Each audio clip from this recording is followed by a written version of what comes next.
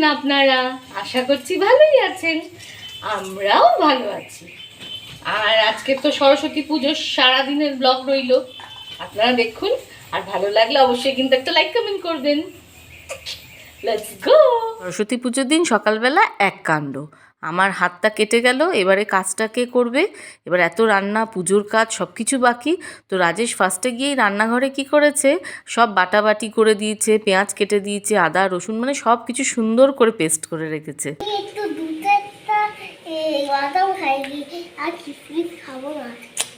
ওরম বলে না, কিসমিস না খেলে আয়রন হবে না শোনা, বাদামের সাথে কিসমিসও খেতে হয়। আমার কিসমিস এগুলো সকালবেলা খেলে অনেক শক্তি হবে।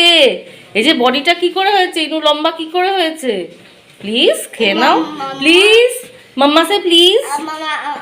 আগে আগে বলো হ্যাঁ প্লিজ বলছে মাম্মা।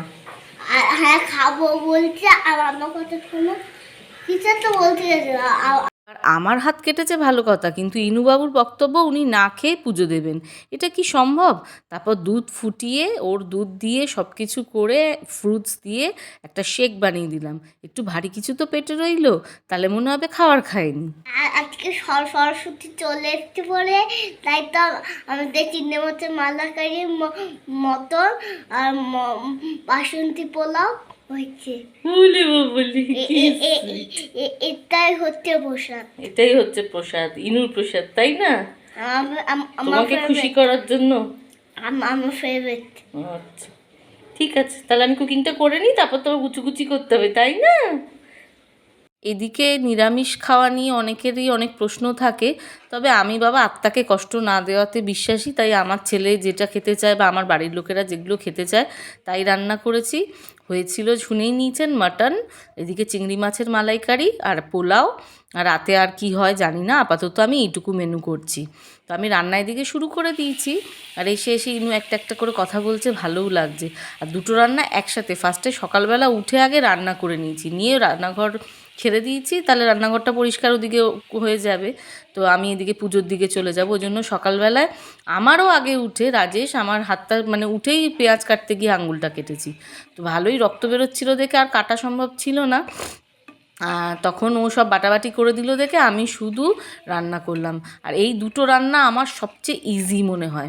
এইদিকে আমি পেঁয়াজ বাটা সব রসুন বাটা আদা বাটা দিয়ে এগুলো কষাতে শুরু করে দিয়েছি মালাইকারির জন্য, আর এইদিকে মাটনও কষাতে শুরু করে দিয়েছি। মাটন অলরেডি পেঁয়াজ দিয়ে ভাজা হয়ে গেছিলো, যেটা আমি গরম মশলা দিয়ে ভেবেছিলাম অন্য প্রিপারেশন খাওয়াবো, কিন্তু আজকাল অন্য প্রিপারেশনে গেলাম না, কারণ এটা আমার সবচেয়ে বেশি ইজি প্রিপারেশন, তাই জন্য এখন দুটো একসাথে করছি। এটা তো আদা রসুন বাটা হয়ে গেল, পেঁয়াজ দিয়ে ওটাও ভাজা হয়ে গেছিলো। এবার লঙ্কার গুঁড়ো, এবার আমি প্রত্যেকটা মশলা একটু কী বলুন তো ধাপে ধাপে দিয়ে আছে মিডিয়াম আছে সব কষাতে থাকলে রান্না একেবারে নেমে যায়। এইটা বাড়াবো ওটা কমাবো এরকম করি না, আমি এই জন্য একটা একটা দিচ্ছি, দিয়ে কষিয়ে তাহলে কোনোটাই কষানোতেও কম থাকবে না, টেস্টও বজায় থাকবে। এই জন্য দুটো রান্নাতেই আমি খুন্তি চালাচ্ছি, এই বুদ্ধি এঁটে দুটো রান্না কমপ্লিট করছি একসাথে। আর এই কম্বিনেশন করার এটাই রিজন, রাজেশ আর ইনু তো মাটন খায়, পোলাও খায়, ঠিক আছে, আর চিংড়ি মাছও খায়, কিন্তু আমি একদমই গোড়ামি, আমি একেবারে মটন খাই না। তো আমি যদি পোলাওটা খাবো কি দিয়ে, তাই বাপ ছেলের খুব চিন্তা ছিল, তাই জন্য মালাইকারিটা করা, কারণ মালাইকারিটা তিনজনেই কমন হবে, এই জন্য স্পেশালি এটা আমার জন্য করা হচ্ছে। আর আমি যেহেতু মাটন খাবো না বা খাই না, তাই জন্য মাটন বাকিদের জন্য। আর একটুকুনি তো ওই বাড়িতে অবশ্যই নিয়ে যাব, তবে এনেছেই দেখুন কইটুকুনি, কারণ ভেবেছিল একবেলা খাবো, ওই বেলা তো আমরা ঘুরতে বেরোবো। তবে ওটা তো আমি বললাম আগের দিনের ব্লগে, আমার আঙুল কেটেছিল সেটা তো সামান্য, আমার মামামের হাতে অনেকটা ক্ষত হয়েছে। তো ওই জন্য মানে অ্যাক্সিডেন্টালি হাতটা বেশ ভালোই চাকু দিয়ে কেটে গেছে। তো এটা যেহেতু ওরকম হওয়াতে বাড়ির সবারই মন মেজাজ খারাপ হয়ে গেছিলো। ভাগ্যে আমিও দিনের বেলা একটু রান্না করেছি, রাত্রিবেলায় আবার ভাইও ওদিকে রান্না করেছে, সেটা আসছি পরে।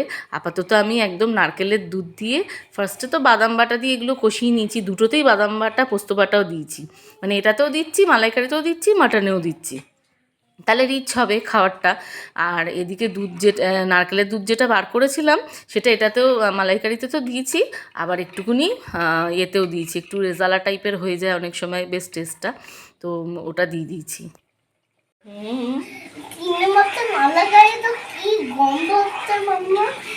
পচা গন্ধ? ভালো গন্ধ না তুই এমন করে ও অসাধারণ গন্ধ, অসাধারণ গন্ধ মাম্মা। কোথা থেকে শিখেছো এই এত কথা, ভারী ভারী কথা কোথায় শিখেছো? আমি নিজে দিয়ে শিখিয়েছি। অসাধারণ, তুমি অসাধারণ, তাই তোমার জন্য অসাধারণ সব কিছু হবে। তুমি অসাধারণ করবে জীবনে, ওই জন্য আমাদের প্রচেষ্টা। হবে তো অসাধারণ। ও মামা, লাভ ইউ। মা ইনো, শুনো, টেস্টি, এটা মালাইকারি, সত্যি বাথম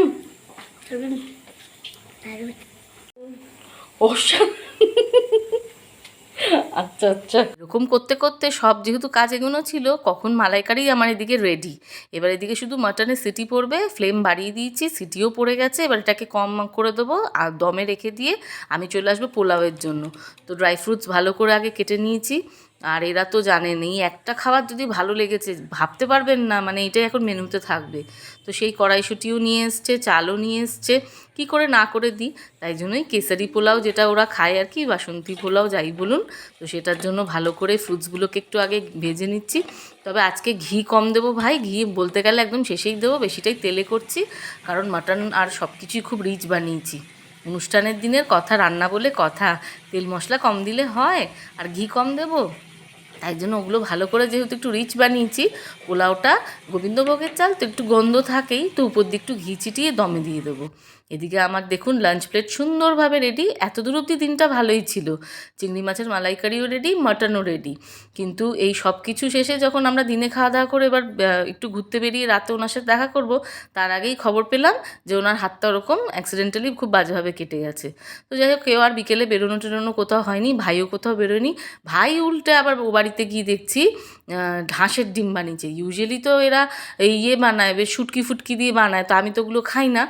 আলু দিয়ে হাঁসের ডিম বানিয়েছে, আমি সঙ্গে সঙ্গে লোভে পড়ে বললাম ভাই আমিও খাবো। তো আমাদের সবার জন্য এই হাঁসের ডিমের তরকারি বানিয়ে দিয়েছে, এটা আমার খুব ফেভারেট। যাই হোক, আমাদের তো পুরো দিনটা মানে একদম ডিনার অবধি এত ভালো কেটেছে, সেটা তার বলার বাইরে। তারপরে এবার ইনু নিয়ে এসছে ঠিক সরস্বতী মায়ের জন্য হাঁস, আর ওই কালো জামটা ও খায়। মিষ্টি দই হচ্ছে, সাদা দইটা হচ্ছে গুরুদেবের জন্য, হলুদ দইটা হচ্ছে সরস্বতী মায়ের জন্য। মা নাকি সব হলুদ পছন্দ করে, সাদাও পছন্দ করে, তাই ও কনফিউজ হয়ে দুটোই নিয়ে এসছে। এটা ও টোটালি ওর বুদ্ধি। তো এইটা ঠাকুরকে নিবেদন করেছে। আমার বাড়িতেই একটা জিনিস, খাওয়া দাওয়া, গল্প, মানুষের সাথে সদ্ব্যবহার, এটুকুর কোনো অভাব নেই।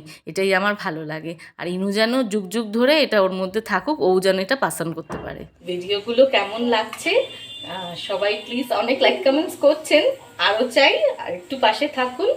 আর এরকম সাপোর্ট পেলে আমার আরও ভিডিও করতে মজা লাগছে। তো আপনারা প্লিজ পাশে থাকুন, আর একটা লাইক কমেন্ট করবেন, ভালো লাগলে অবশ্যই, জোর জবরদস্তি নেই। আর সবাই ভালো থাকবেন, টাটা।